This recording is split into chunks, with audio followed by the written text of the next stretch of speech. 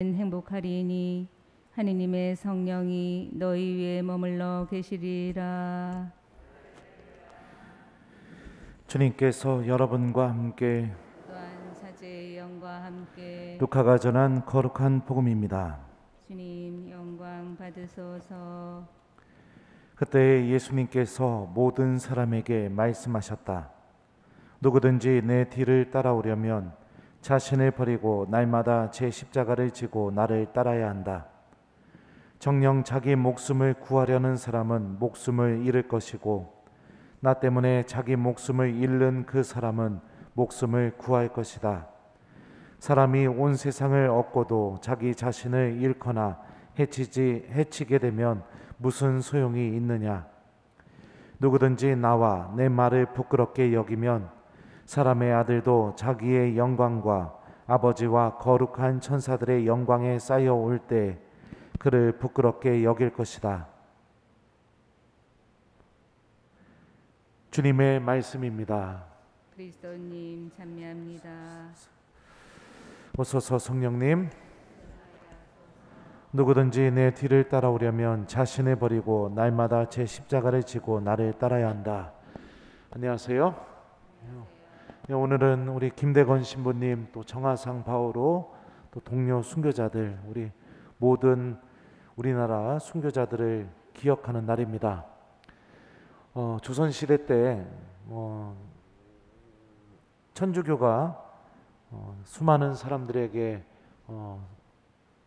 선풍적인 인기라고 얘기하면 좀 그럴 수 있지만 이렇게 많은 큰 관심을 갖게 되고 또 사람들이 하느님을 결정적으로 믿었던 이유 중에 하나가 무엇이었냐면 노비 제도가 있었잖아요, 조선시대 때, 그죠?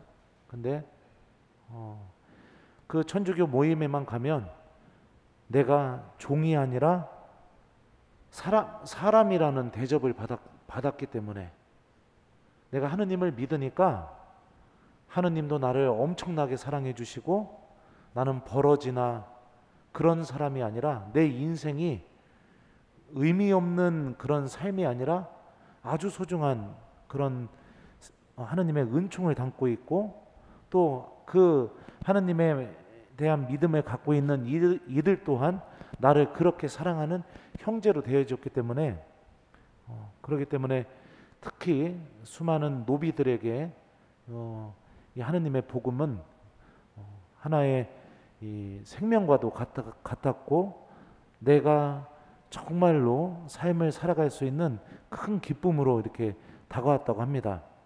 그런데 우리 한번 생각해 봅시다. 그 수많은 노비들이 천주교 신자들이 모인 데에서 하느님한테 사랑받는 자녀라는 사실을 느낄 수 있었던 가장 결정적인 이유가 무엇이었을까요? 그것은 바로 양반들, 특히 노비들보다 더 높은 지위에 있는 사람들이 하느님의 말씀을 순수하게 받아들였기 때문에 그리고 그 말씀을 그대로 실천했기 때문에 내가 양반이니까 내가 관리이니까 내가 저 무식한 종놈보다 훨씬 더 나은 사람이니까 이런 것들 그러니까 겉으로 비춰지는 모든 것들을 다 내던져 버리게 되고 순수하게 하느님 말씀을 실천하는 삶을 살았기 때문에 그렇기 때문에 이 노비가 천주교 교인들이 모여서 기도하는 자리에 오면은 양반이 나에게 형제님이라고 불러주고 그리고 또 그 저기 뭡니까 그 마님이 밖에서는 마님인데 그 마님이 나한테 자매님이라고 불러주고 그런 놀라운 이 일들을 체험하게 될 수 있었던 거죠. 그러니까 우리가 한 가지 생각해 볼 수 있는 것은 무엇이냐면 누군가에게 복음 말씀을 실천하면서 살아가는 삶은 내가 내 체면, 내 자존심 이런 것들이 구겨지게 되고 참 내가 어떤 사람으로 비춰질지 모르는 그런 평가들 그런 것까지 다 하느님께 봉헌하고 순수하게 하느님의 말씀을 실천하는 자리에 어떤 일이 벌어지게 되냐면 하느님 나라가 그대로 드러나게 된다는 사실입니다. 그리고 그런 하느님 말씀 실천으로 인해서 누군가는 내가 하느님의 엄청난 사랑의 주인공이라는 사실을 깨닫게 된다는 거죠. 오늘 이 독서를 보면 바오로 사도가 이렇게 얘기합니까? 이렇게 이야기합니다. 누가 우리를 그리스도의 사랑에서 갈라놓을 수 있겠습니까? 나는 확신합니다. 죽음도 삶도 천사도 권세도 현재의 것도 미래의 것도 권능도 저 높은 것도 저 깊은 것도 그 밖에 어떠한 피조물도 우리 주 그리스도 예수님에게서 드러난 하느님의 사랑에서 우리를 떼어놓을 수 없습니다. 그러니까 하느님의 사랑에서 내가 떨어질 수가 없다라는 그 놀라운 체험이 하나님 말씀을 순수하게 실천하는 그 자리에서 그대로 드러난다는 겁니다. 이게 우리나라 순교자들이요, 사형장으로 끌려가면서도 하느님을 기억할 수 있었던 믿음의 본질이었습니다. 내가 이 세상에서 죽음을 맞이한다 하더라도 하느님의 사랑에서 나는 떨어질 수 없다라는 것을 이미 양반들과 함께 기도하는 그 자리에서 체험했기 때문에 이 죽음을 통해서 하느님과 함께하는 영원한 생명이 시작된다는 희망이 죽음의 공포보다 더 컸다고 볼 수 있는 것이죠. 오늘 복음에서 예수님께서 이렇게 말씀하셔요. 누구든지 내 뒤를 따라오려면 자신을 버린다는 것은 어떤 것을 의미합니까? 내 생각, 내 뜻, 내 판단, 내가 바라는 것, 이런 것들을 내려놓고 날마다 매일매일 제 십자가를 지고 십자가를 짊어진다는 것은 어떤 의미죠? 예수님께서 보여주셨던 것처럼 하느님 아버지의 뜻을 실천하는 삶이 바로 십자가를 짊어지는 것이죠. 그 제 십자가를 짊어지고 나를 따라야 한다라고 이렇게 말씀하고 계세요. 그러니까 내가 생각하는 그런 모든 것들을 내려놓고 하느님의 뜻이 담겨져 있는 그분의 말씀을 실천하는 삶, 매일매일 실천하는 삶, 그 삶이 구원으로 걸어나가는 예수님을 따르는 삶이고, 내가 그런 선택을 하면서 살아가게 될 때 굉장히 무의미해 보일 수도 있을지 모르지만 하나님께서는 그런 나의 선택을 통해서 그리스도의 사랑에서, 그리스도를 통해서 드러난 하느님의 사랑에서 절대로 떨어질 수 없다라는 그 놀라운 신비를 이렇게 보잘것없는 나를 통해서 이웃들에게 드러내신다는 거죠. 하느님의 사랑을 정말로 체험한 사람만이 그 어떤 위협이나 고통에서도 무너지지 않는 믿음을 가질 수 있습니다. 왜냐하면 아주 견고한 믿음은요, 아주 견고한 사랑에서 자연스럽게 맺어지는 그런 열매이기 때문에 그렇습니다. 여러분들이 누군가를 만났고 그 사람을 열렬히 사랑하게 되었고 그 넘치는 사랑이 그 사람에 대한 믿음과 신뢰를 만들어냈고, 그렇기 때문에 그 사람과 결혼을 해서 가정을 이뤘습니다. 여기에는 예외되는 사람이 아무도 없습니다. 우리는 이미 진실한 믿음, 그리고 그 어떤 고통도 다 이겨낼 수 있는 믿음이 어떻게 만들어지는지 삶을 통해서 이미 다 체험한 사람들입니다. 그렇다면 우리가 갖고 있는 이 믿음이, 하느님께 대한 믿음이 정말로 견고한 믿음, 그리고 내가 하느님의 자녀로서 사랑받고 있다는 사실을 체험시켜주는 믿음, 어려움과 고통 앞에서도 하느님을 바라보면서 끝까지 하느님께 의지할 수 있는 이 믿음을 가지려면 방법은 딱 한 가지죠. 바로 하느님을 사랑하는 삶을 살아가면 됩니다. 그럼 사랑하려면 어떻게 해야 돼요? 다 잊어버렸어요? 하도 예전에 사랑하셔서. 사랑하려면 자주 만나야죠. 자주 만나고 대화하고, 그러다 보면 자연스럽게 사랑하게 되잖아요. 그러니까 우리들의 신앙생활도 마찬가지인 거예요. 날마다 자주 하느님을 기억하고 날마다 자주 하느님의 뜻이 담겨져 있는 그분의 말씀을 실천하고 날마다 내가 시간이 될 때마다 이 성체 앞에 앉아서 하느님과 함께하는 시간을 보내게 되고, 그 방법을 통해서 순교자들이 가졌던 그 놀라운 믿음을 우리도 가질 수가 있는 것입니다.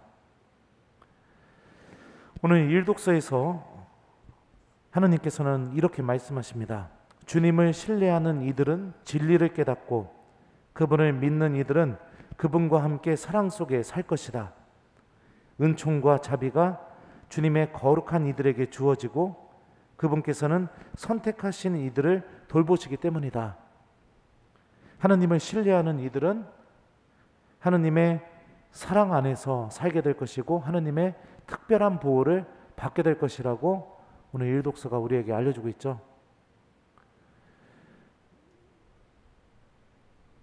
견고한 믿음, 나를 살릴 수 있는 믿음, 하느님을 잃어버리지 않게 만드는 믿음, 그 믿음을 소유하는 신앙인이 되었으면 좋겠습니다. 오늘 교우 여러분들 생각해 보십시오. 내가 무엇인가를 얻기 위해서 누군가를 믿는다면 그 믿음이 정말로 견고할 수 있을까요? 이거 갖고 싶어서 저 사람을 믿는다면, 내가 저 사람 믿는다고 계속 얘기하면 이거 줄 것 같으니까. 근데 대부분의 신앙인들은 이런 믿음을 갖고 있어요. 하느님, 저 이거 해주셔야 됩니다. 하느님, 제 아이들 대학 들어가야 됩니다. 하느님, 저 이거 반드시 제 안에서 이루어져야 됩니다. 하느님, 땅이 팔려야 됩니다. 하느님, 아파트가 팔려야 됩니다. 그러니까 우리가 갖고 있는 믿음이 자꾸만 무엇인가를 얻기 위한 믿음이잖아요. 얻기 위한 믿음은 너무나 쉽게 무너지게 됩니다. 하지만 사랑 안에서 태어난 믿음은 절대로 무너지지 않습니다. 왜냐하면 그 사랑이 계속해서 내 안에서 믿음의 열매를 만들어내고 그 사랑하는 대상을 붙잡을 수밖에 없게 만들기 때문에 그렇습니다. 그러니 사랑하는 우리 교우 여러분들, 오늘 순교자들의 이 믿음을 우리가 기억하면서 하느님을 정말로 사랑하는 법을 배우는 우리 교우들이 되었으면 좋겠습니다. 하느님을 믿으면서 우리는 많은 어려움들을 만나게 됩니다. 죄 때문에, 또 여러 가지 상황들 때문에, 바빠서, 일 때문에, 아파서, 건강 때문에, 그런 어려움들이 부딪힐 때마다 우리 교우들이 선택하는, 가장 쉽게 선택하는 방법 중에 하나가 뭐냐면 잠시 하느님을 외면하는 것, 그것을 선택합니다. 우리들의 믿음이 정말로 사랑 안에 있다면, 여러분들 내 드라마에서 보니까 그렇더라고요. 시험 기간에도 문자 보내더구만요. 사랑하는 사람한테 통화도 하고, 아무리 바빠도 시간 내서 밥도 먹고 뭐 그런 것 같던데요. 난 지금 연애를 안 해보고 있으니까 모르죠. 하여튼 그렇더라고요. 아무리 바쁘고 하늘이 무너져도 사랑하는 사람한테 연락하고 그다음 만나고 그 일은 중단되지가 않거든요. 왜냐하면 내 안에 있는 사랑이 나를 그렇게 움직이니까, 내가 그렇게 해야 생명을 느끼는 것처럼 그렇게 느껴지니까요. 그러니까 우리들의 믿음도 그렇게 돼야 된다는 거죠. 방법은 한 가지입니다. 하느님 자주 만나십시오. 자주 기억하십시오. 예수님이 오늘 말씀하신 것처럼 날마다 제 십자가를 지고 나를 따라야 한다, 이 말씀처럼 매일매일 하느님의 뜻이 담겨져 있는 그분의 말씀을 내가 기억하고 실천하는 것, 바로 거기에 하느님을 사랑할 수 있는 은총이 담겨져 있습니다. 그리고 우리가 하느님을 사랑하면서 포기하는 수많은 것들, 그리고 고통 속에서도 하느님을 놓지 않고 끝까지 붙들면서 지켜온 그 믿음은 죽음을 맞이한 뒤에 하느님을 만나게 될 때 가장 빛나게 될 것입니다. 하느님은요, 우리들의 죄를 바라보시는 분이 아니시죠? 여러분들 중풍병자를 고친 이야기 기억나실려나 모르겠습니다. 그 복음서 저자가 이렇게 이야기합니다. 예수님께서 그들의 믿음을 보시고 중풍병자에게 말씀하셨다. 얘야, 너는 죄를 용서받았다. 하느님께서 보시는 게 무엇이냐? 우리들이 갖고 있는 믿음입니다. 내가 비록 죄인이지만 그럼에도 불구하고 하느님의 자녀로서 살아가려는 믿음, 그 믿음 안에 담겨져 있는 하느님을 향한 사랑, 우리가 그것을 간직한다면 세상 마지막 날에 정말로 빛이 나는 신앙인, 하느님께서 가장 특별하게 반겨주시는 그런 신앙인이 될 수 있을 거라고 생각이 듭니다.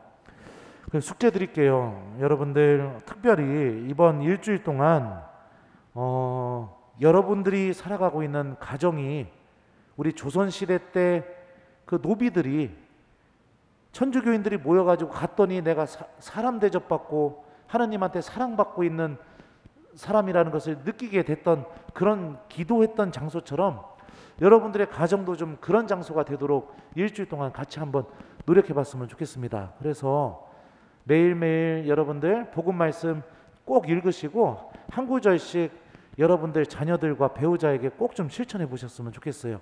무의미하게 느껴질지 모르지만 여러분들 순교자들의 삶이 우리에게 보여주고 있죠. 말씀을 실천하는 그곳에 체면이고 뭐고 다 내려놓고 내 자신을 버리고 말씀을 실천하는 그곳에 하느님 나라의 신비가 드러난다는 사실, 하느님이 나를 절대로 그 하느님의 사랑에서 나를 떼어놓을 수 없는 그 놀라운 신비가 드러난다는 사실, 이것을 좀 기억하면서 일주일 동안 여러분들 하느님 말씀 가정 안에서 좀 특히 배우자들에게 좀 이렇게 실천해보는 한 주간을 보내보셨으면 좋겠습니다.